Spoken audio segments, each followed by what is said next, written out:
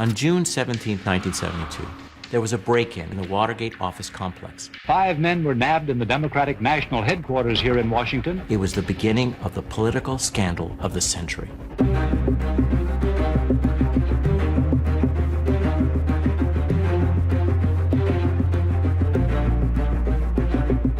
The president is going to address the nation and presumably announce his resignation in a half an hour from now. People will be at television sets and radios tonight to hear what the president has to say.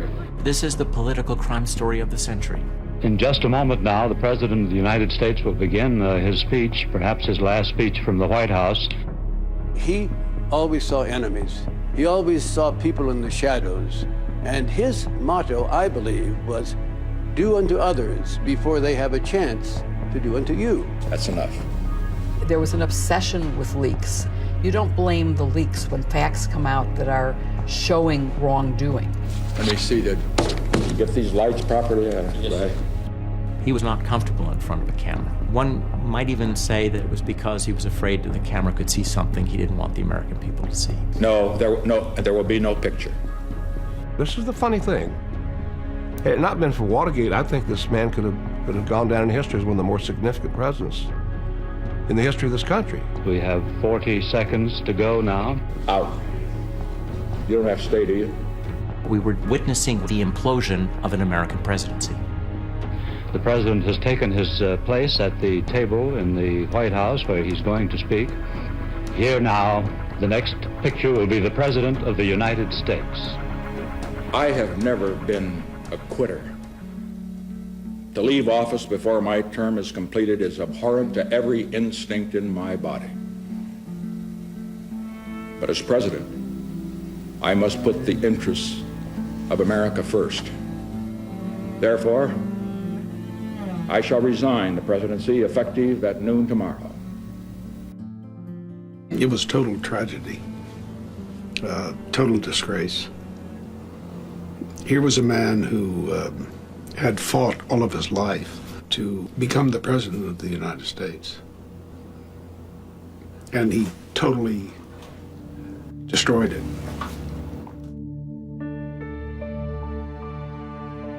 If someone looked in the soul of Richard Nixon, he knew, absolutely, that he was guilty. And that was the tragedy of Watergate.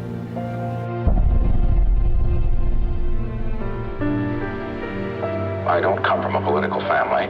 I didn't think about the possibility of being president of the United States. My mother didn't take me into her arms and tell me someday you'll be president. Nixon is born in a dirt poor family. He applies to Ivy League colleges. He can't get into any of them. He makes the round to all the white shoe law firms in New York. He can't get hired. Richard Nixon was a fighter.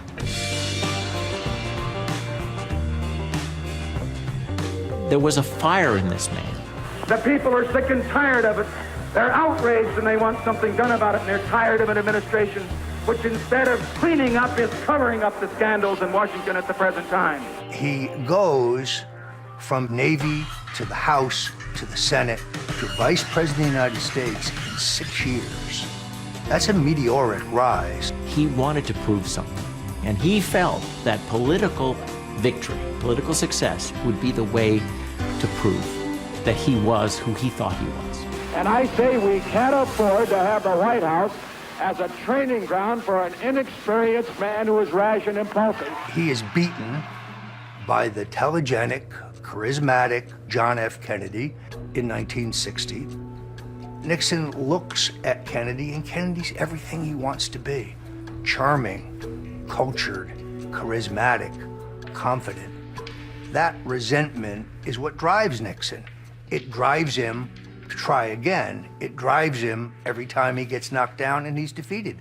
It drives him to stage the greatest comeback in American political history. I, Richard Billhouse Nixon, do solemnly swear that I will faithfully execute the office of President of the United States. The American people oppose the continuation of this war. Everything was on fire in America. You had the Vietnam War that had been raging. Americans had also been through a traumatic decade.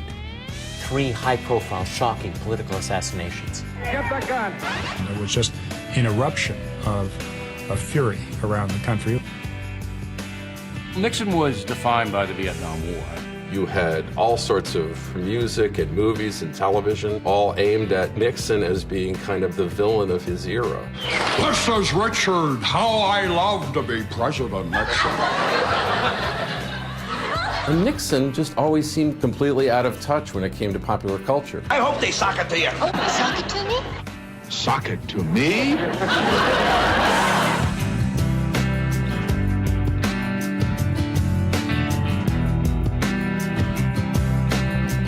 He had the Raycon of singers to the White House. And if the music is square, it's because I like it square. Nixon offered a fairly simple view of the country. President Nixon, stop bombing human beings, animals, and vegetation. You go to church on Sundays and pray to Jesus Christ. If Jesus Christ were here tonight, you would not dare drop another bomb. The counterculture saw Nixon as the example of everything they despised about government. It's a lot like today. You had a divided country, my country right or wrong, against your country's always wrong. The terrorists at the far left would like nothing better than to make the President of the United States a prisoner in the White House. Well, let me just set them straight. As long as I am president, no band of violent thugs is going to keep me from going out and speaking with the American people whenever they want to hear me and whenever I want to go. Nixon saw the world in black and white. Okay? You were either pro-Nixon or you were anti-Nixon. If you were anti-Nixon, he was going to get you. Also, never forget, the press is the enemy. The press is the enemy. The press is the enemy. Write that in the blackboard 100 times and never forget it.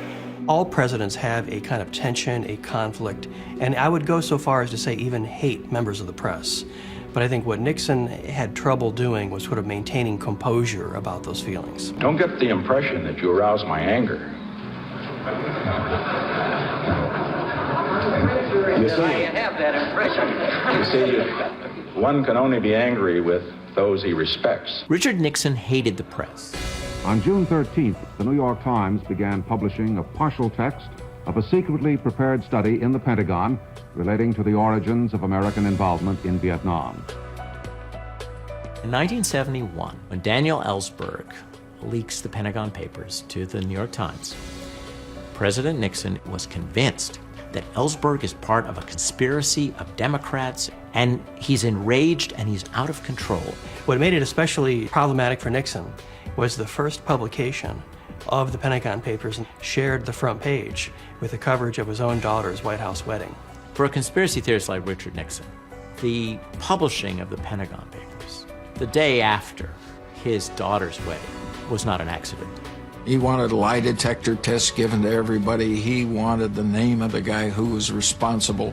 He wanted telephone taps, a lot of hyperbole, a lot of hubris in the Oval Office. And it's in that environment that the White House creates the plumbers. They call us the plumbers because we are there to stop the leaks at the White House. Richard Nixon ordered the creation of the plumbers because he was convinced that the Ellsberg Pentagon Papers leak was just the beginning. During that period, they sent operatives secretly to look at Daniel Ellsberg's psychiatrist's office. They thought that the conversations that Ellsberg had had with his psychiatrist might be a source of great stuff to destroy his public reputation. The way we would have met that challenge back when I was in the FBI was we would have pulled what is called a black bag job, a surreptitious entry, a covert operation. What we were engaged upon was something that had the full and hearty support of the executive branch of the United States government. You can do no wrong. There was an E for Ehrlichman by approve, and underneath that he had written in his own handwriting, if done under your assurance that it will not be traceable. And that was our written authority to go out and conduct that covert operation. These underlings, they are responding to the boss's needs and desires, and they want to make him happy. And so they push very hard. And he doesn't ask them for the details of how they do things. He doesn't care about the details. But he's created an immoral climate where almost anything goes. He is ultimately responsible for the climate in which these zealots operated. We're up against an enemy, a conspiracy that are using any means. We are going to use any means. Is that clear? Get it done. I want it done. People of that era taped. They taped their phone calls. And Nixon would have known that presidents prior to him, also from that generation, taped. So Nixon continued the practice, but he also greatly expanded it by making it sound activated. February 1971 is when the taping system goes in. In the first couple of days of taping, there's a little discussion about the whole system.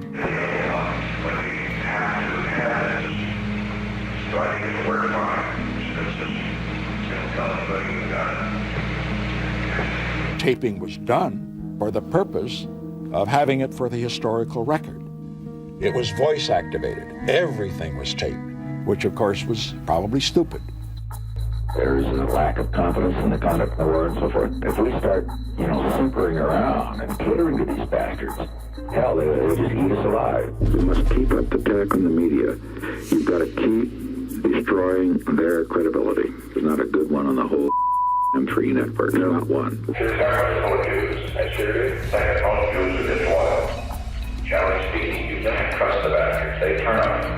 Without the tapes, Richard Nixon, I think, would have survived.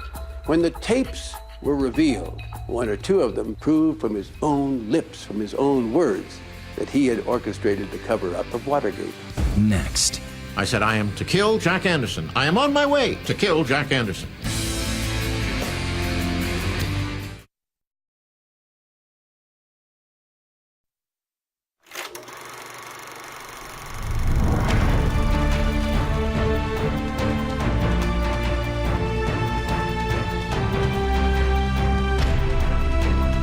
'72 was a very busy year for me. It was a year when we had the visit to China.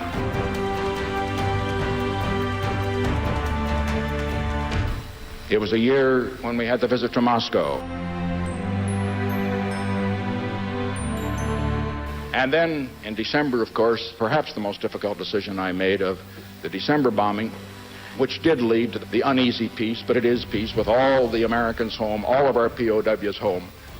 Now, during that period of time, frankly, I didn't manage the campaign.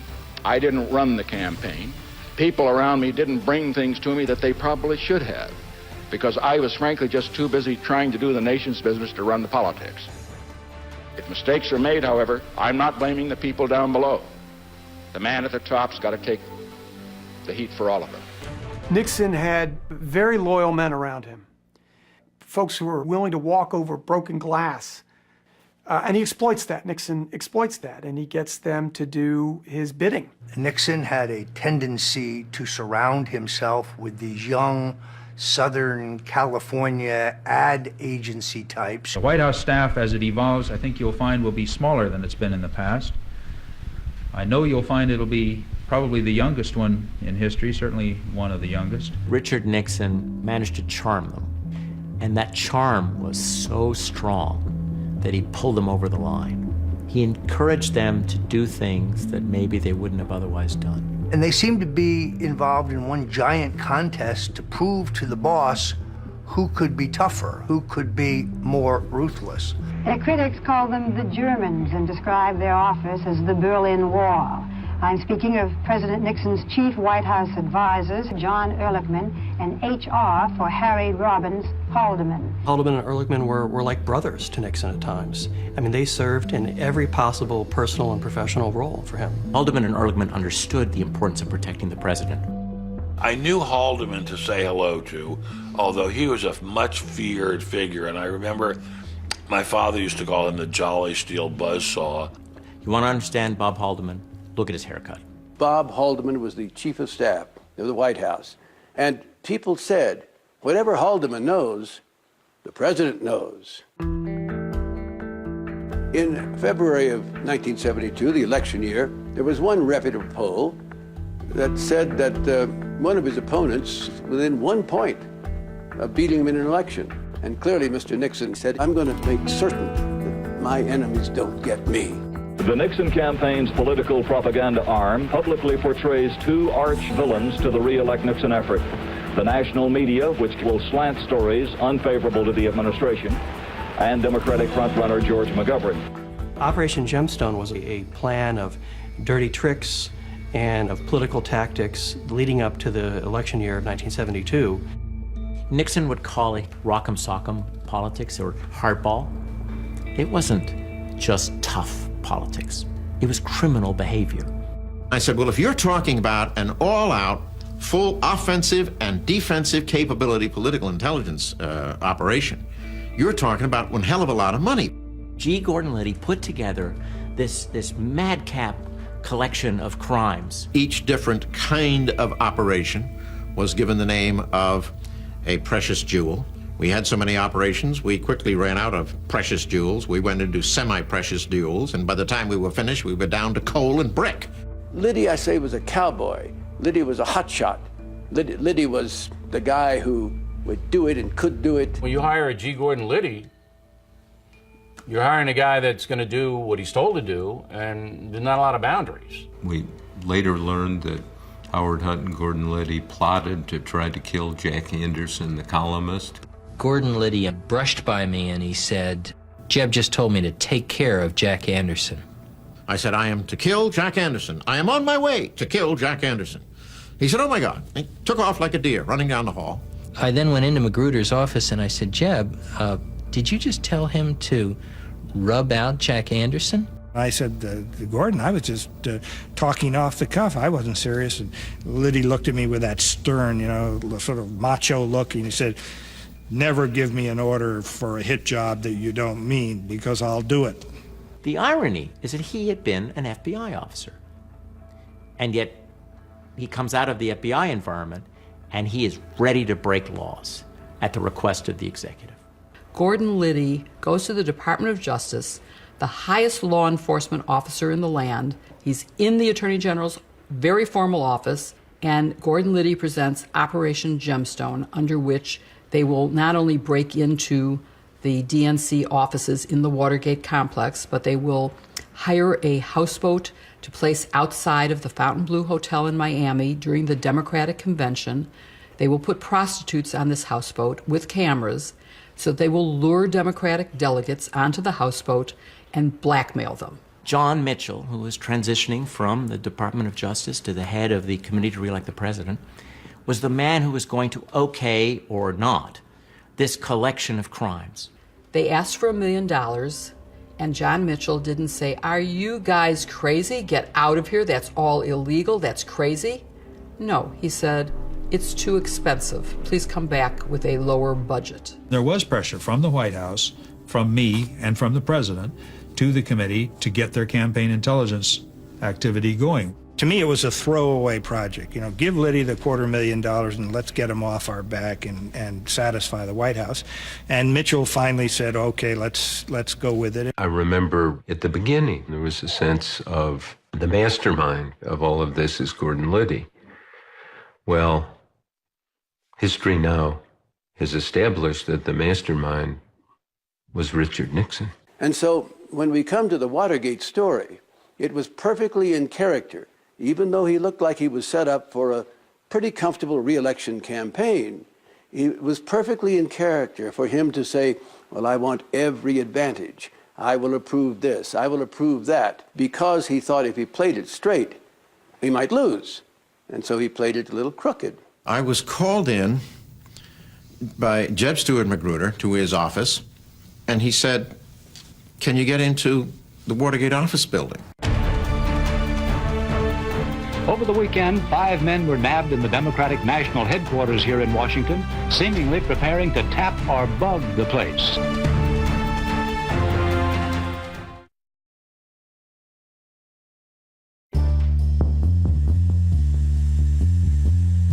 There were a lot of street muggings, a lot of armed robberies. I was a sergeant assigned to the people on the street, called us the Bum Squad. What I looked like in 1972 was like a junior Charles Manson. Georgetown, Friday night going into Saturday is always crazy back then. On June 17, 1972, there was a break-in at the Democratic National Committee's headquarters in the Watergate office complex. This was the start of what would be the political crime of the century. I was called in by Judge Stuart Magruder to his office, and he said, "Can you get into the Watergate office building? We want you to put in a room monitoring device." I took a dangerous gamble and risk. I recruited Mr. James McCord, who was the security chief of the committee to re-elect the president. And the plan was to get negative information about the potential nominee of the Democratic Party. But how are you going to get the negative information? A lot of people would say breaking into the Democratic National Committee was way out, off the charts. Yes, but not that far off. Entry night was to be Friday night, June 16th. There was a man working in the back very, very late. I mean, he stayed and he stayed and he stayed. It's a Friday night. I mean, this was some dedicated Democrat. We thought he'd never go home. McCord would go into the Watergate building and put in tapes in the door. It was taped, so it would not lock. The hero of that night was a man named Frank Wills. Frank Wills was the security guard at the Watergate office building. I was just a guard and I was doing my duty. You found the door taped once and you took the tape off. And then you found it taped the second time. It was something that told me that you should check, not only check the door, but that you call the police. About 1:52 in the morning, the call comes out for an alleged burglary at the Watergate Hotel. I just kind of blinked my eyes. Yeah, we'll take the call. We were there in a minute and a half. We approached the front door, 2600 Virginia Avenue. We saw the guard in there, Frank Wills, sitting in here at the guard post, and walked up to this door here, the front door, and I took out my badge to make sure he could see us and knew who we were, and I tapped it on the glass like this. I said, "Police." I had on a old funky golf cap. I think I had just like a T-shirt underneath, trying to give me the image I wasn't a police officer. If a uniformed car had answered that call, it could have been a whole different ballgame. There's a lookout, Alfred Baldwin, who's supposed to warn the burglars if there's trouble. The police unit that responds to the call, they're not dressed like police officers. So Baldwin doesn't even notice them. You've got a door down there taped. We found the 8th floor taped. We found the 6th floor taped. Our adrenaline is pumped. Okay, this was the hallway door. We came into the Democratic National Committee. We get to this room here. I kicked the door open. I pulled my revolver. The desk was all ransacked and disheveled and messed up. As it turns out, probably every room in the DNC was like this. We found out later that they were always messed up. We were in contact by transceiver with our men inside the Watergate and also with the lookout, Mr. Baldwin, across the street. He was watching a show called Attack of the Puppet People.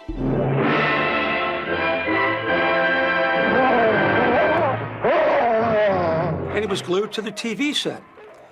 So by the time they broke in and he looked back out, he saw lights coming on the DNC. The actual reception room lights up, which I can see directly across from where I'm standing. And I know 3 individuals come into the reception area. By the time Alfred Baldwin had notified them, it was too late. And they had to run and hide like rats. We're rolling down this hallway, checking the offices on both sides of the hallways, looking in here, joining and turning the lights on, make sure that nobody's hiding from behind us. What's running through my mind is, if there's anybody here, they're here. I was startled by an arm hitting next to the glass on the petition. It scared the living bejesus out of me. I screamed something to the effect, "Come out with your hands up or I'm gonna blow your head off." And in a very soft whisper, I heard a voice, "They've got us." 10 hands went up, and they came out, and that's where the arrest occurred, right here.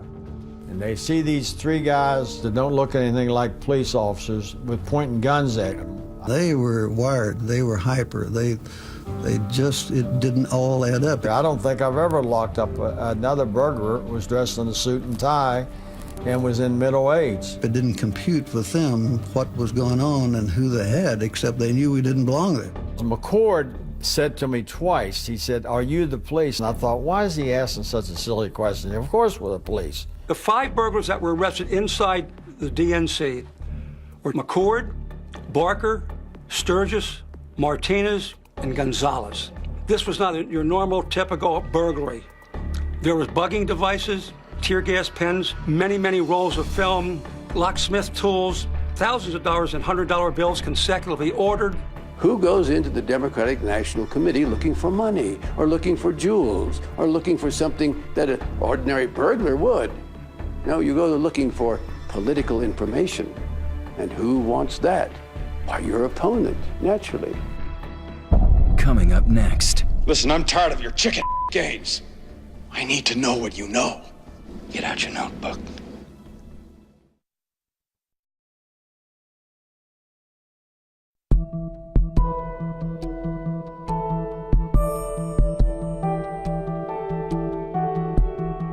The Democratic National Committee is trying to solve a spy mystery. 5 men were nabbed in the Democratic National Headquarters here in Washington, seemingly preparing to tap or bug the place. People weren't saying, oh my God, this is clearly going to implicate Richard Nixon. It just seemed bizarre.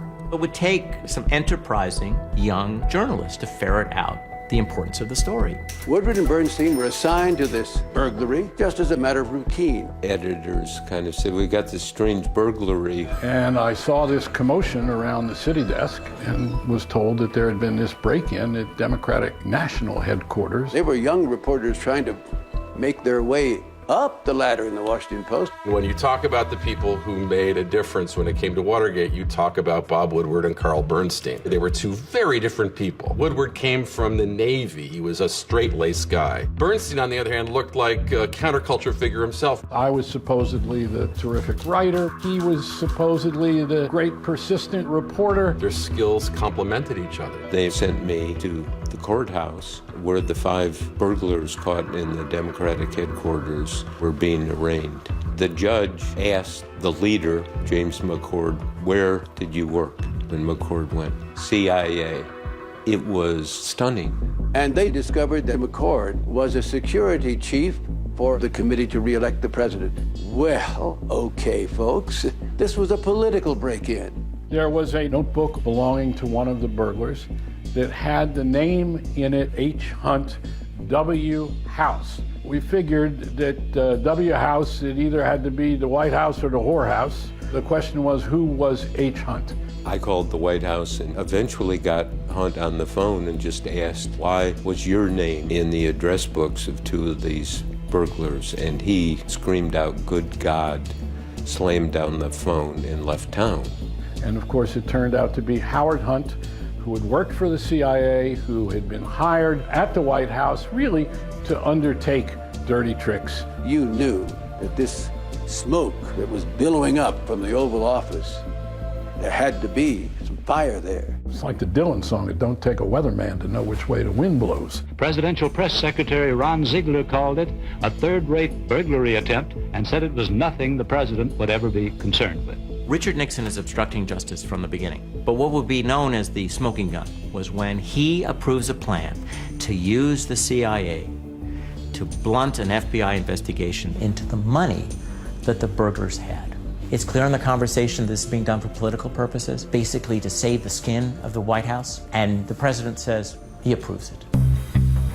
Woodward and Bernstein had scores of sources, but there was one source that was special. A guy really high up. He was known as Deep Throat. My father was like a superhero because he was a G-man, he carried a gun, he was handsome as heck. He wanted the American people to know the truth. We would learn years later that Deep Throat was Mark Felt, number 2 at the FBI. He was in the perfect position to understand what was coming into the investigation, as well as what he could observe maybe from above the investigation.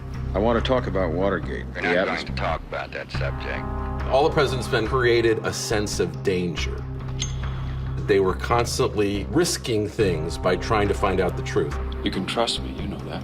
Deep Throat was very insistent that we have a communication system that no one else could understand. Now, if you watch the movie, if Woodward put the flower pot on his balcony in a certain way, that was a signal to the source that wanted to meet. He moves the flower pot to talk to the source. I kind of looked at him cockeyed at first, but it was evident why. The other thing the movie did was create that expression, follow the money. Just follow the money. And put it into American culture. Deep Throat made it clear that the money was important, that there was a trail to follow. And Carl established that a $25,000 check had actually gone into the bank account of one of the Watergate burglars. The $25,000 check linked contributions to President Nixon's re-election campaign to the slush fund used to pay the burglars who broke into the Watergate office complex. I said, oh my God, this now establishes an undeniable connection between the committee for Nixon's re-election and the burglars. What became crucial was to get hold of a list of the employees. We would go to people's homes at night and knock on doors. Hi, I'm Carl Bernstein. Carl Bernstein found the bookkeeper. In the movie, All the President's Men, I think they reflected my feelings pretty well. It's for you. It's Carl Bernstein. When he first came to my door, Could I just borrow one of your cigarettes there? I was pretty nervous, didn't want him to be there. Could I just sit down for a second? I don't exactly know why I didn't throw Carl out. You can sit down, but I'm not going to tell you anything. Even though I was hesitant, I wanted him to know. She knew a lot about the finances of the campaign, but more than that, she knew about this secret fund. She was suspicious because there were all of these large amounts of money going to people. Was it all $100 bills? A lot of it was. And it was supposed to be secret. I'm sure we counted in over $2 or $3 million. The great majority of that was cash. There were people who were authorized to distribute money from the secret fund, and one of them was Mitchell. John Mitchell was the Attorney General. He was a Nixon loyalist. The highest law enforcement officer in America controlled a secret fund that paid for undercover activities against Nixon's political opponents. Bradley said they're about to call the Attorney General of the United States a crook. There's never been a story like this in our history. And we took a deep breath and said, yeah. And I said, Mr. Mitchell, we have a story in tomorrow's paper I'd like to read to you. And he said, go right ahead. I got as far as John N. Mitchell, while Attorney General of the United States, controlled a secret fund. And Mitchell said, Jesus Christ, all that crap, you're putting that in the paper. If you print that, Katie Graham, referring to Katharine Graham, the publisher of the Washington Post, is going to get her tit caught in a big fat ringer. It was so vulgar and so shocking and also so threatening. They were going to get her. They were going to get the Post. Then he said, and when this campaign is over, we're going to do a little story on you two boys too, and he hung up the phone. And I have to tell you, it's the most chilling moment I've ever had being a reporter, because he meant it. ABC News has projected that Richard Nixon has in fact been reelected to the presidency to a second term. So the question now, I suppose, is how big will Mr. Nixon win? It was a giant landslide. There was virtually no reaction to the stories we did. And it was a way of saying, Watergate? Who cares? And whatever happened to Watergate? I don't know. Apparently nothing. They've got a trial of the accused in that case, and that's going to be tried in due course, and I think that's probably the end of the story.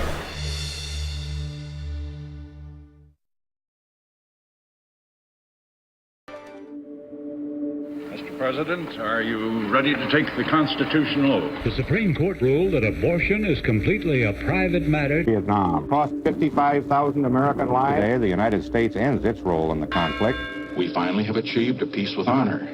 I know it gags some of you to write that phrase, but that is true. So in January 1973, Nixon is he's at the peak of the mountain. Place your left hand on the Bible and raise your right hand. He has a second inauguration. I, Richard Nixon, do solemnly swear. Richard Nixon won re-election, not just handily, but very, very bigly, if I may use that word. We stand on the threshold of a new era of peace in the world. The President, as we've seen on this parade route, waving at the crowd with that familiar double V. 55 floats, some 35 bands. There was a cool confidence at the committee to re-elect the president that this would blow over. But still, I think the storm clouds are starting to gather.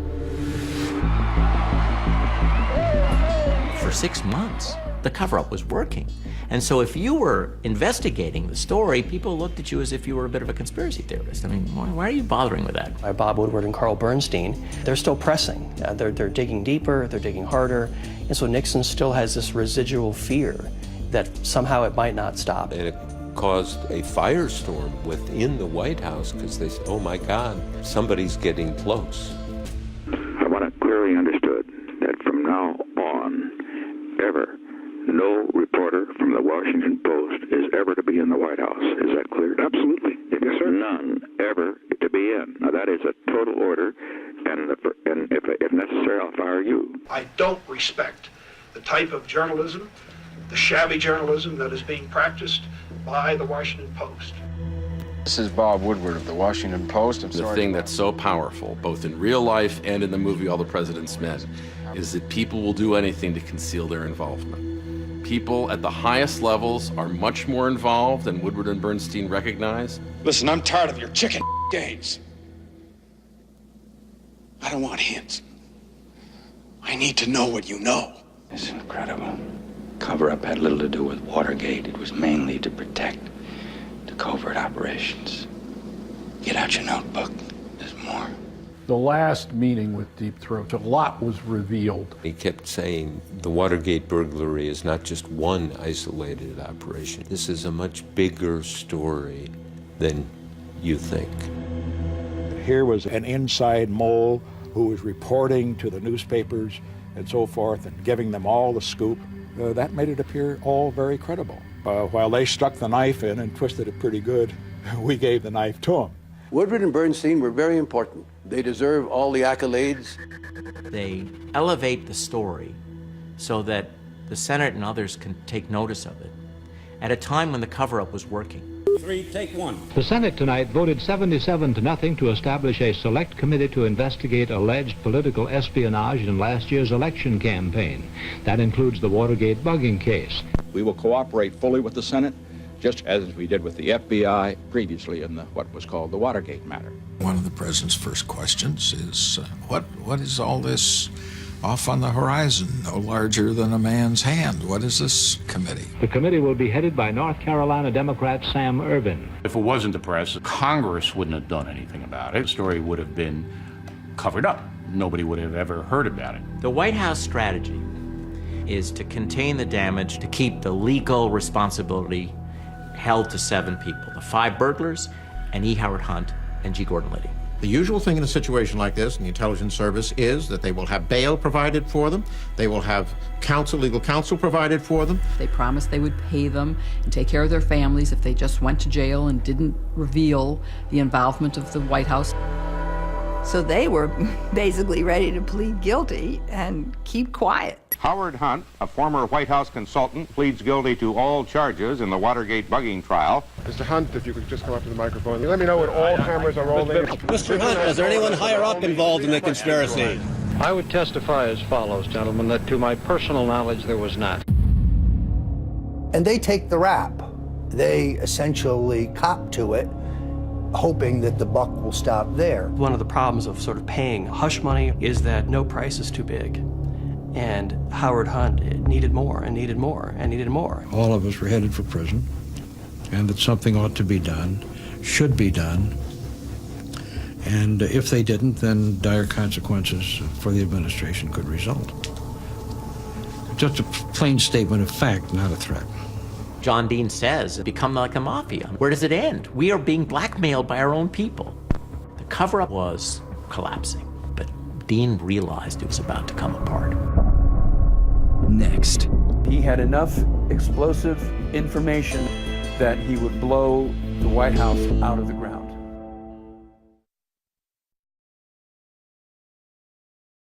This was the O.J. Simpson trial of its era, almost like some kind of mafia story.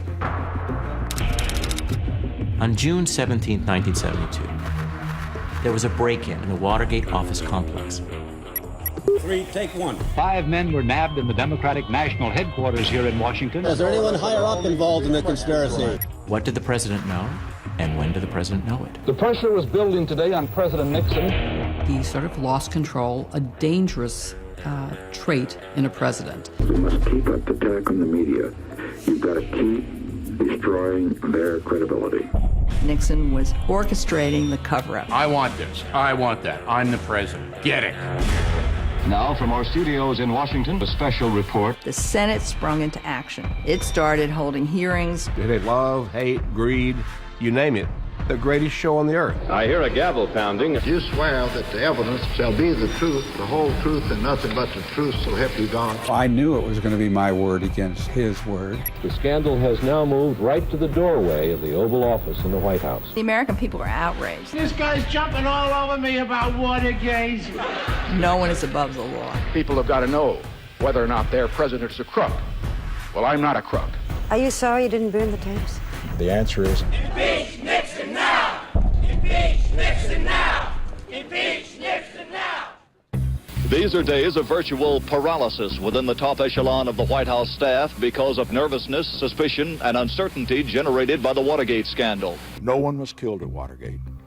No one profited from Watergate. The way we handled it took what was basically a misdemeanor and made it the crime of the century. There was an instability at the center of the Nixon White House, and it was Nixon himself. When an emotionally unstable person gets power and then feels that they're invincible, they can do whatever they want to do because they have that power, that's a dangerous course of action. Richard Nixon was looking for loyalty, blind loyalty. He was a man who didn't trust many people. John Dean, his White House counsel, although not a loyalist, was willing to do what Richard Nixon wanted. John was only 32. Dean fascinated all of us because he had tassels on his loafers and his hair was a little curled up a little bit. We thought that was pretty cool. And he was a cool guy and a smart guy. The FBI has established that high Republican officials ordered a campaign of spying and sabotage against the Democrats. After the Watergate break-in, Dean was put in charge by the president of the cover-up. He was a lawyer. He knew that he had engaged in criminal activity. Any further developments in Watergate? John Dean is watching it on an almost full-time basis and reporting to Ehrlichman on a continuing basis. And no one else. One of the lawyers from the re-election committee came over to my office and said, Hunt has a message for you, that if he doesn't get $120,000, he's going to have some seamy things to say about what he did for John Ehrlichman. He let it be known that he had enough explosive information and evidence on Richard Nixon that he would blow the White House out of the ground.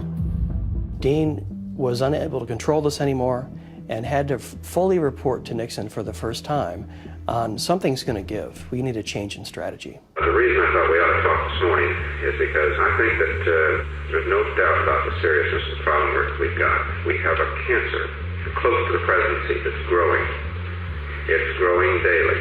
It's compounding. It grows geometrically now. John Dean realized that the cover-up was coming apart. Hunt now is demanding another $72,000 for his own personal expenses, another $50,000 to pay his attorney's fees, $120-some thousand.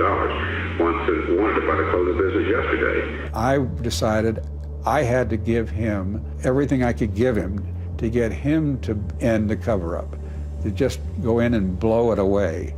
But there's no denying the fact that the White House and Ehrlichman, Hallam, and Dean are involved in some of the early money decisions. He asked me how much could it cost, and I pulled out of thin air what I thought was the number that he'd find offensive. I would say these people are going to cost $1 million over the next few years. It doesn't bother him at all. You can get $1 million, and you can get it in cash. I know where it can be done. I mean, it's not easy, but it can be done. It wasn't just tough politics. It was criminal behavior. It was the kind of behavior that a later generation would associate with the Sopranos. That's the day I think I really first meet Richard Nixon. I met somebody who would do what was ever necessary to stay in power. With Dean, he's beginning to worry because he doesn't trust him anymore. He saw John Dean as disloyal. And Dean, I think, rightly suspected that he was going to be the fall guy. Trial proceedings opened today in the celebrated Watergate bugging case. It was a cover-up, and it worked. Until it didn't. And Judge Sirica was one of the reasons it didn't. The Honorable Chief Judge John J. Sirica presiding. John J. Sirica was not a dum-dum. He read the papers, he knew something really bad was going on here. Far more is involved here than the guilt or innocence of the 7 defendants. If they are guilty, why did they do it? And who put them up to it? The judge says the jury will want to know. He did not believe that there weren't higher-ups involved. He just had a good sniffer for corruption and for lying. These 5 burglars and the 2 other people involved as the masterminds came before him in court. He threatened them through their lawyers. If they don't come clean, said John J. Sirica, I'm going to throw the book at them, and I can give them sentences of 40 years. Sirica having a very good idea that somebody might crack, and they did. James McCord wrote a letter to the judge. In it, he charged that perjury was committed during the trial. McCord, in his letter to Judge Sirica, he said, this thing is getting closer to the top than you think about. People lied on the stand, and you need to know this. I think we all in the courtroom kind of gasped. Higher-ups were responsible. It acknowledged that there was a cover-up, so it was very significant. Today, the Watergate scandal became a whole new ballgame. McCord implicated 2 Nixon aides in the break-in. I had no knowledge of the Watergate at all, and I don't think I ought to say anything further. Everybody began to realize that this wasn't just a third-rate burglary, as Ron Ziegler, President Nixon's press officer, said. And then you start hearing about bags of cash being delivered as hush money, and I think that's what really got to the American public. Americans have been hearing about Watergate since the scandal broke last June, but most have only recently begun paying attention. I'm up to here with Watergate. I'm drowning in Watergate. Oh, actually, the whole country's drowning in Watergate. The president actually, as you know, has asked us to turn down all thermostats. His critics claim he'll do anything to get the heat off. You know what they say, the bigger they are, the harder they fall, and the louder they laugh. And that's what Nixon learned. Watergate was not just a national tragedy. It was a personal tragedy. Things got worse and worse in the White House. Can you describe now that atmosphere for us? It was really like being besieged because every day there was a new charge and rumor. My father was being buffeted by a whole windfall of charges, countercharges. Almost every day recently, the Watergate has produced its quota of sensation. I was just upset that he was so upset that he was closing us all off. When he came over for dinner, it would be just to eat and then to leave. And he didn't really want to have any discussions. He wanted to keep the family at arm's length from Watergate. The First Lady, Pat Nixon, you can see that Watergate took a toll on her. The way she would handle it was to just assure him of her trust and faith in him. That she felt if my father could remain strong and withstand the battle, that he could survive it. It became more tense by the day, by the hour, by the minute. There's no question about it. There was a sense that we were constantly under siege, especially from a national media. And people felt they were all under attack. At a certain point, they were all liable to be indicted. I was in trouble, and I knew it. We're on Air Force One, and I'm standing on the flight deck, and it occurred to me for about 30 seconds that I could crash this airplane, and that would put an end to everybody's problems. Mine and Nixon's and Haldeman's and everybody who was aboard. The investigation was closer to Nixon than it had ever been before. And Nixon knew that some dramatic change was necessary. Look, if we went in and sackcloth and ashes and fired the whole White House staff, that's going to satisfy these animals. They'd still be after. Who are they after? Hell, they're after Haldeman or Ehrlich or Dean. They're after me, the president. They need my guts. Nixon thought if I offer up, as he said, my right arm and my left arm at the same time, that might be enough, that the investigation stops there. I got a call from the president from Camp David, and the White House operator got me on the phone, and there was a long, long delay before finally the president came on in a very muffled downbeat voice and said, I was wondering if you could get up here at 1:30 today. Bob Haldeman called me and said, the president wants to see us. I said, what's up? He says he's decided to fire us. The president began to sob. And I put my arm around his shoulder. At that point, I was feeling more sorry for him than I was for myself. Today, in one of the most difficult decisions of my presidency, I accepted the resignations of two of my closest associates in the White House, Bob Haldeman, John Ehrlichman, two of the finest public servants it has been my privilege to know. The counsel to the president, John Dean, has also resigned. Two of the finest public servants I've ever known, said Nixon, showing them the door, hoping to save himself, of course. The biggest White House scandal in a century, the Watergate scandal, broke wide open today. The White House is in a state of shock. It was one of the most painful things he had to do in his political career. Hello. Hi. Hope I didn't let you down. No, sir. You got your points over, and now you got to set right and move on. Well, it was a tough thing, Bob, for you, for John, the rest, but I'm never going to discuss this son of a bitching Watergate thing again. Never, never, never, never. But let me say, you're a strong man, and I love you. And I love John. God bless you, boy. God bless you. I love you, as you know. Okay. Like my brother. Nixon was a brilliant politician who, with an open blue sky over your head, could predict political storms before anyone else saw them.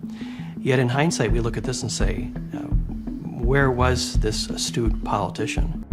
Next.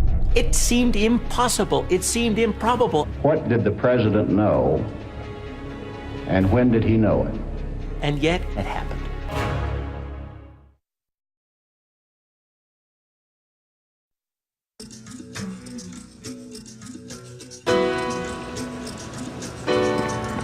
Washington summer days are the most humid, hot days anywhere in the entire country, I think.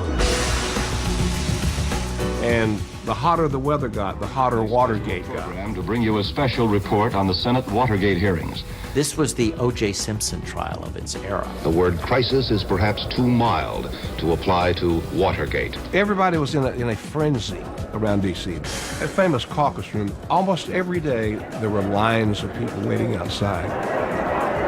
Will you just tell us once again what you said about calling the president? Good morning. I was the Watergate correspondent for ABC News.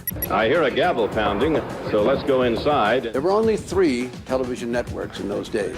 There were no cable networks. There was no internet, of course. Every day, people were watching. Farmers, mechanics. And you were keeping up with the story because it had everything in it. It had love, hate, greed, you name it. The greatest show on the earth. Why didn't you throw Mr. Liddy out of your office? In hindsight, I not only should have thrown him out of the office, I should have thrown him out of the window. As it's developing, though, it's not immediately clear that you're in the funny farm of all times. My job was to raise an unbelievable amount of money. Mr. Liddy said he would have $1 million for his plan. Yes, sir. Well, since that's a rather handsome sum, did it pique your curiosity? This wasn't some boring Senate hearing. This was about corruption and obstruction of justice. It's an obscure question to me. No, it's a simple question. If the answer is no, say no. If the answer is yes, say yes. Would you restate the question for me, please? Richard Nixon told Haldeman to lie to the Senate Select Committee. He said, just say you can't remember. And guess what? Haldeman said, gee, I can't remember. I don't know that. I don't know anything about it. I don't know that I did, Mr. Chairman. You never knew what would be said. You never knew who would be speaking. How do you know that, Mr. Chairman? Because I can understand the English language. It's my mother tongue. The chairman was Sam Urban, a Southerner from North Carolina. I'm just a country lawyer from way down in North Carolina. He's an old country lawyer about like I'm an astronaut. Well, I don't believe there's anything in the Constitution that says the powers of the presidency should be separated from truth. When the details came out and people saw that this was almost like some kind of mafia story. What was the altercation, if you could be a little more specific? Well, I simply put my hand on Mr. Liddy's shoulder, and he asked me to remove it. Was he more specific? Well, he indicated he would kill me. But, It's the country's favorite soap opera. It's confusing. McCord was a pretty good wire man. It's complicated. I would say he was one of the best wiremen in the business. Some of the characters are unforgettable. No retired man in the New York City Police Department would be coming involved in a thing like that. That's for sure. It seemed impossible. It seemed improbable, and yet it happened. And the next logical man to hear from would appear to be John Dean. John Dean, White House lawyer, testifies about Nixon, and that changed everything about Watergate. People were riveted by this young man they'd never heard of before. I sincerely wish I could say it's my pleasure to be here today, but I think you can understand why it's not. Good-looking guy, very conservative, well-dressed. He had a beautiful wife. Maureen Dean with her blonde hair. She seemed very mysterious. I mean, she was sitting behind him and she was looking perfect every day. And she never let on at all what her emotions were. My wife had initially typed my handwritten notes. Had they told me I was going to have to read it, I would have never done 60,000 words. I began by telling the president that there was a cancer growing on the presidency. He was reading this text about the President of the United States. And if the cancer was not removed, the president himself would be killed by it. And the details were surprising. I subsequently met with Mr. Ehrlichman. I remember well his instructions. He told me to shred the documents and deep six the briefcase. And the picture was disturbing. The money was laundered so it could not be traced. And then there were secret deliveries. A crime followed by another crime, followed by another crime, each more preposterous than the one before it. I then proceeded to tell him that perjury had been committed, and for this cover-up to continue would require more perjury and more money.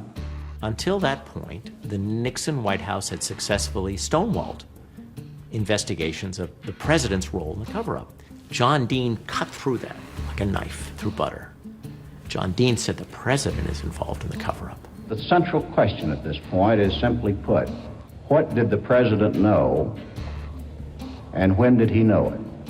And from that moment on, Watergate became Nixon versus Dean. Who was telling the truth? I knew it was going to be my word against his word, and I knew he'd already called me a liar. So I slipped a couple pages into my testimony that I thought that I had been recorded in one or more conversations. John Dean had mentioned tapes. That was the only time that listening devices, tapes, had even been mentioned to anyone. So I had every reason to believe that I would not be asked about tapes. When Alexander Butterfield acknowledged that these tapes existed, it was like a bombshell going off. There was a certain innocence about the presidency. And when he said, no, the president is taping his most secret, most confidential conversations, it was like, oh my God.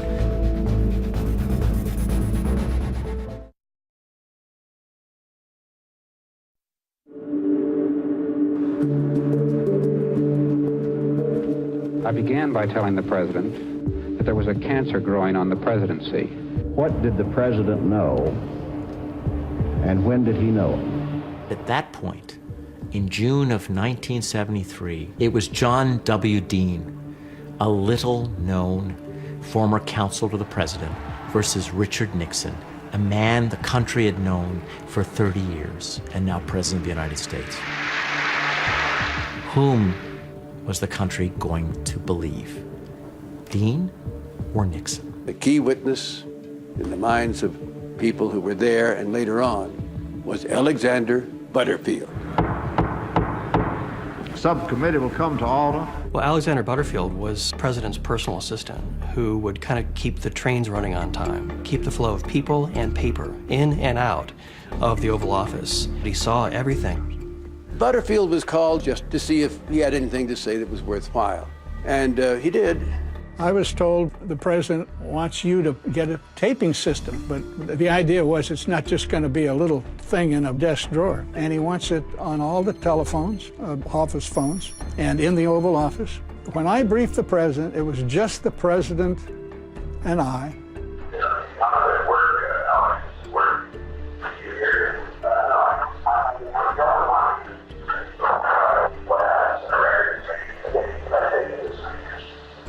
I took him through it. He was embarrassed the whole time. He didn't like me telling him about the stuff that he'd had put in. And I do believe he needed to know where the microphones were. And they were on the base of the lamps over the mantelpiece. And then I hated to tell him that they'd drilled these holes in his desk. He was embarrassed that I was telling him about this thing that he had asked that it be installed. He would like to have asked that unbeknownst to anyone. But yeah, listen, this wasn't a happy day for me. I knew there was skullduggery going on in the White House. Mr. Butterfield, will you stand and raise your right hand? My name is Alexander Porter Butterfield.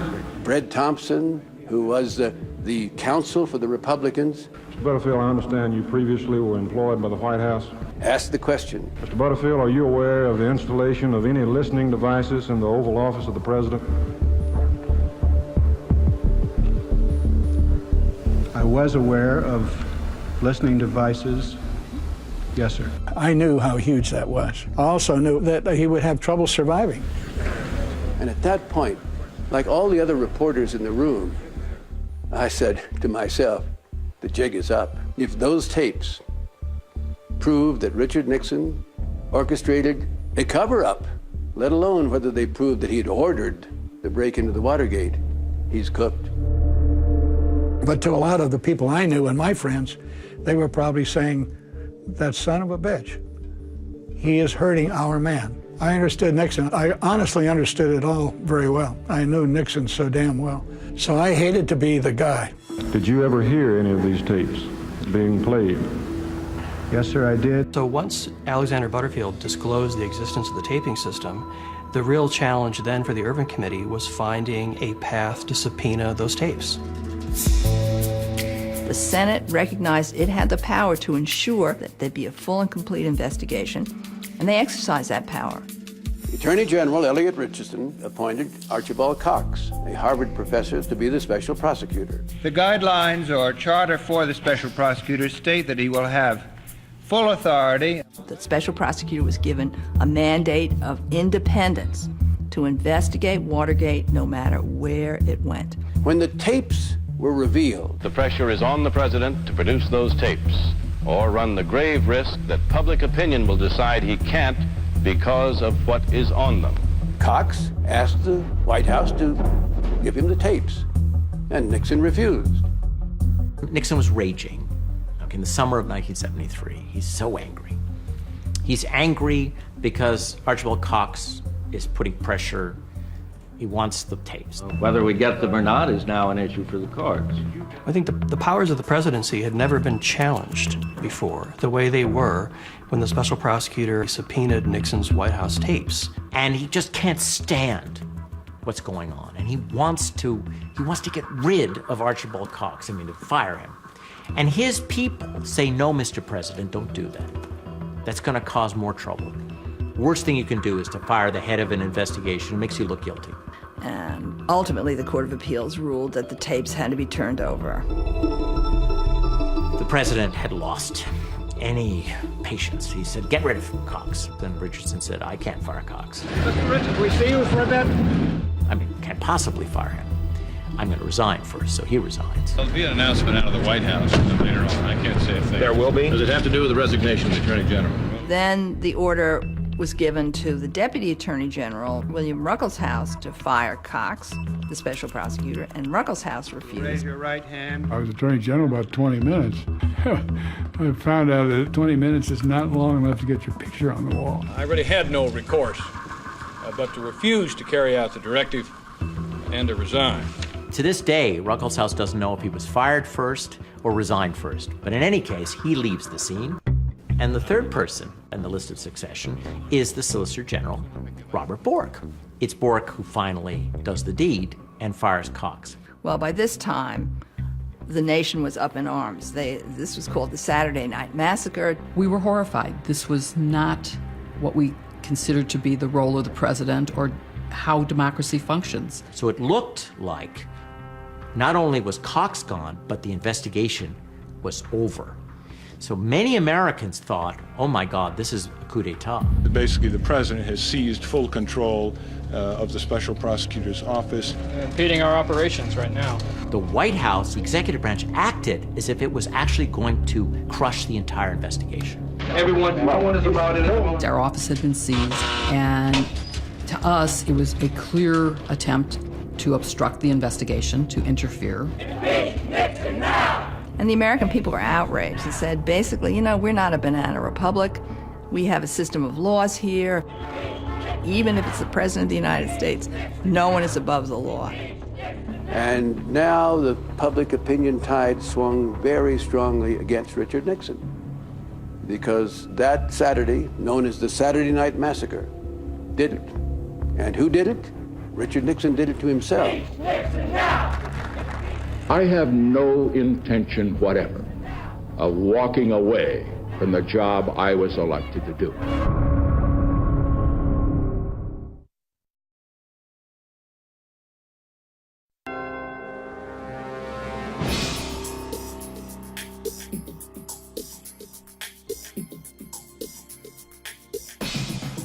For the next year, so much of what went into the Watergate investigation was about what's on those tapes. The case goes to the Supreme Court. The Supreme Court rules unanimously that President Nixon must turn over subpoenaed material. When the case comes in 8-0 against the president, the people who are still in the White House are afraid to tell the president. Somebody has the idea of putting a sign around the president's dog's neck, and all the sign will say is 8-0. Nixon loses, the tapes become public, and that's when the fun really starts. Impeach Nixon now! Impeach Nixon now! Those tapes portray a president who was intimately involved in a cover-up. The White House says an 18-minute segment of another of the subpoenaed Watergate tapes is missing. So here we have a tape that's clearly on a day when discussions by Nixon are going to be germane to this subject, and for 18.5 minutes it's been erased. Rosemary Woods is the loyal secretary to President Nixon. She was tasked with transcribing the tapes before they were turned over. Her explanation was that she was listening to the tape, and as she was listening, the telephone rang. She puts her foot down on a pedal wrongly, and for 18.5 minutes keeps it there. In the picture, you can see her holding on, white-knuckled. She's almost at a 45-degree angle to reach the phone. Well, ladies and gentlemen, it's preposterous. You think, why is there a reason that this Nixon loyalist is taking the fall for erasing what could be a very critical part of a conversation that is harmful to the president? And the reason is, it's harmful to the president. He knew that the tapes would incriminate him, and he didn't want the American people to know what was on the tapes. Now, on the investigation of the Democratic break-in thing. It showed that just about from the get-go, President Nixon was orchestrating the cover-up, telling his top staff to get the CIA to stop the FBI investigation. They should call the FBI so that we shouldn't have to don't go any further into this case. Now you had to reconsider everything Nixon has said publicly about the fact he didn't have a role in the cover-up. The so-called smoking gun tape proved from his own lips, from his own words, that he had orchestrated the cover-up of Watergate. This was the final blow, the final nail in the coffin, although you don't need another nail if you're already in the coffin, which we were. It was public pressure that triggered the impeachment inquiry. And if that hadn't happened, who knows whether there would have been an impeachment inquiry at all. Impeachment was not lightly thrown around. It had been 100 years since the United States had ever impeached a president. Impeach Nixon now! Impeach Nixon now! The only institution that's left to provide some remedy is the Congress. It's my own judgment that this will require that they recommend the impeachment of the president. It is Watergate that forced the other branches of government and the American people to ask, is our president too powerful? The House Judiciary Committee got to the crux of the matter before it today, the case for impeachment of the president. I didn't want to have to vote for the impeachment. For the second time in the history of the Republic, a committee of the United States Congress is about to begin formally hearing evidence that may or may not lead to the impeachment of a president of the United States. I knew it was my responsibility, that I'd taken an oath of office to uphold the Constitution. I'll never forget the moment It was the 27th of July, 1974. It was 7:05 in the evening when Peter Rodino, the chairman, said to his clerk, "The record vote is demanded, and the clerk will call the roll. All those in favor of the amendment, please signify by saying aye. All those opposed, no, and the clerk will call the roll." The mood in the room was very somber because it's an awesome thing to have to hold a president accountable, and you don't do that lightly. Mr. Donahue, aye. Mr. Brooks. Aye. Mr. Kastenmeier. Aye. These are Democrats first, you see, down the line. Ms. Holtzman. Aye. I don't think anybody on that committee, Republican or Democrat, took any pleasure in that vote.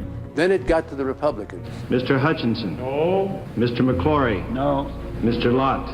No. The president was fighting it and he did not intend to resign. I felt like that if he felt that strongly about it, then a lot of these accusations must not be true. 6 Republicans said aye. Mr. Fish. Aye. Mr. Hogan. Aye. Mr. Butler. Aye. Mr. Cohen. Aye. Mr. Freilich. Aye. Mr. Railsback. Aye. It carried 27-11. The House Judiciary Committee votes to impeach President Nixon for obstruction of justice. And so the president faced the reality that he needed to go. It's time for him to go.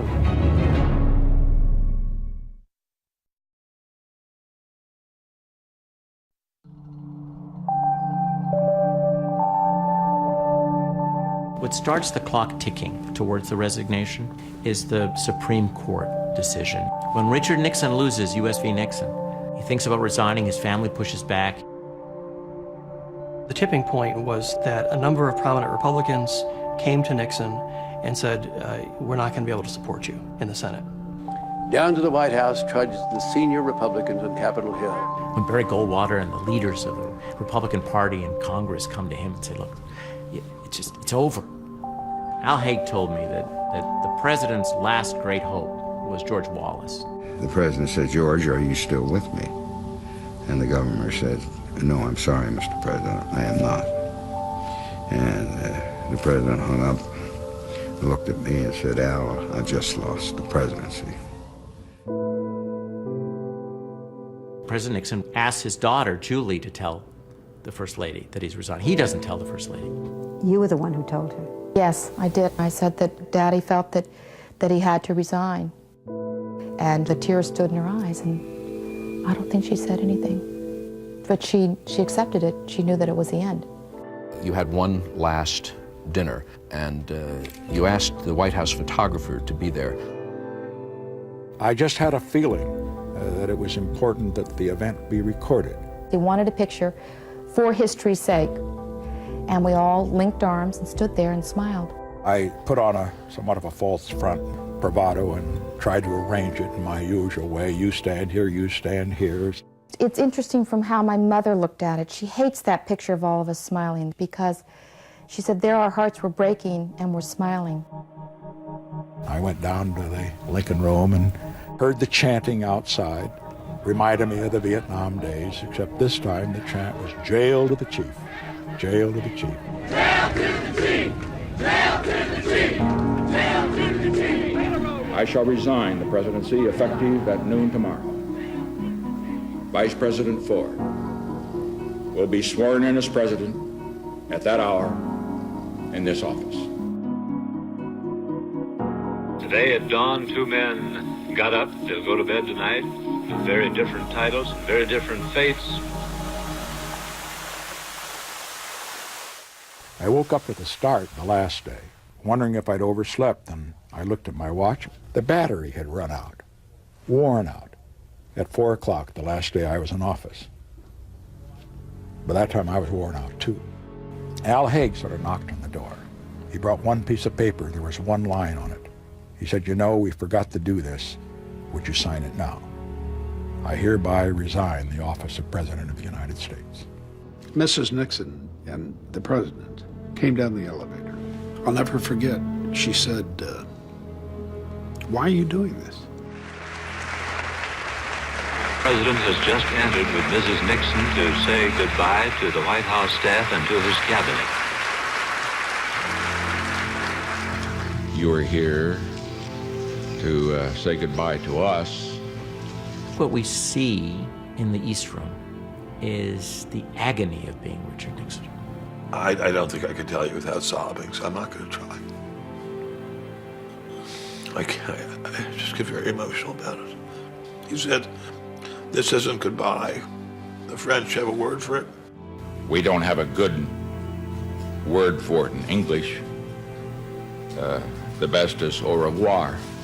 We'll see you again.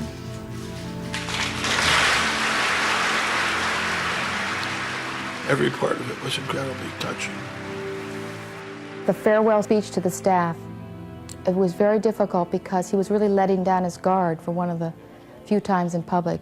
He spoke from the heart. Tricia later in her diary wrote that for the first time she was glad people were able to see Daddy as he really was. The greatness comes not when things go always good for you, but the greatness comes and you're really tested when you take some knocks, some disappointments. His voice cracking with emotion as he spoke about a man is not defeated until he gives up. You have to keep going in life, keep fighting. Only if you've been in the deepest valley can you ever know how magnificent it is to be on the highest mountain. And he was saying goodbye to them. He was saying goodbye to a whole lot, to a political life. Always give your best. Others may hate you. But those who hate you don't win unless you hate them. And then you destroy yourself. Thank you very much.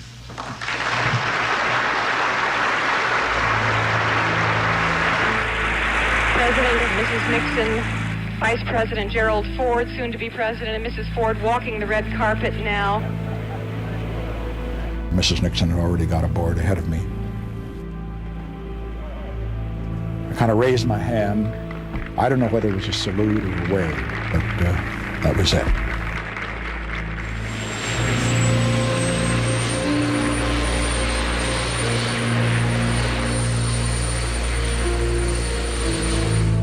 When Nixon boarded the helicopter, I was glad to see him go. That meant the end of this turmoil and angst that we were all dealing with. As the helicopter began to rise, I heard Mrs. Nixon speaking to no one in particular, but to everyone. And she said, "It's so sad. It's so sad." He looked at me and he said, "My God, there's no going back."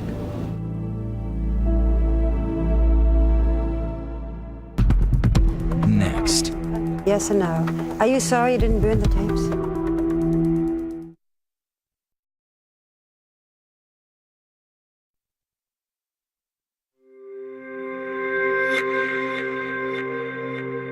People who worked for you, people who were close to you in one way or another, they say that you are cold, remote, and that they were unable to reach you. Why don't we get serious? Well, because I think people are still, I am serious. People are interested in you. People are still trying to understand you. I'm sorry you find that you find these questions unserious. We have a different idea, perhaps, of what serious is, but let me go on. No, I'm not objecting to the questions, you know. Were there times when you thought you might go under emotionally? Emotionally, never. It's just part of my makeup. In just a few seconds we have left now, and there's almost just time for yes or no. Are you sorry you didn't burn the tapes? The answer is I probably should have, but mainly I shouldn't have even installed them because Johnson's system was there, I had it taken out, and I shouldn't have ever put them in the first place. If you had it to do all over again, you'd burn them? Yes, I think so, because they were private conversations subject to misinterpretation, as we have all seen. Although Richard Nixon was never indicted, the evidence on the tapes and in the documents make it clear that there was a criminal in the White House. Nixon never acknowledged his guilt. Nixon could have survived if he apologized, but his approach was always total denial. He believed, and I think to the day he died, that what he did was best for the country.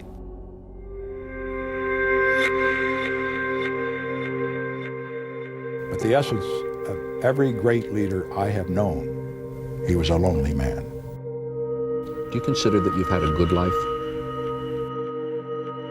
I don't get into that kind of crap. Richard Nixon was our most complicated president. Capable of brilliant moments, he was also captive of a dark soul. When the president has no morals,